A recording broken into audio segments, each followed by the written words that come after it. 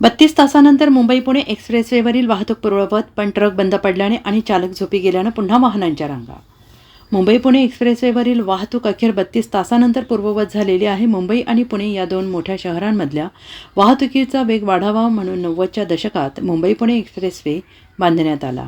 त्या एक्सप्रेसवेच्या वेगाला एका अपघातानं ब्रेक लागला होता. अखेर 32 तासानंतर मध्यरात्री 2 वाजता पुणे मुंबई महामार्गावरील वाहतूक पूर्ववत झाली. आडोशी बोगद्याजवळ ज्वलनशील प्रोपेलिन गॅसची वाहतूक करणारा टँकर उलटला आणि मुंबईच्या दिशेने येणारी वाहतूक तात्काळ ठप्प झाली. दुर्घटनाग्रस्त टँकरमधील गॅस सुरक्षितपणे दुसऱ्या टँकरमध्ये भरण्यात आला आणि अपघातग्रस्त टँकर क्रेनच्या साहाय्यानं बाजूला करण्यात आला. अपघातग्रस्त टँकर रस्त्याच्या बाजूला करून मुंबई पुणे एक्सप्रेसवेवरची वाहतूक सुरळीत करण्यात आली.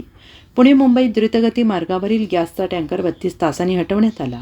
त्यानंतर मुंबईकडे जाणारा मार्ग वाहतुकीसाठी खुला करण्यात आला. पण मळवलीजवळ एक ट्रक बंद पडलेला आहे. तसेच अनेक अवजड वाहनांचे चालक झोपी गेल्याने कामशेतजवळ वाहनांच्या रांगा लागल्या आहेत. आता महामार्ग पोलीस झोपी गेलेल्या वाहन चालकांना उठवून गाड्या पुढे काढण्याचे प्रयत्न करत आहेत.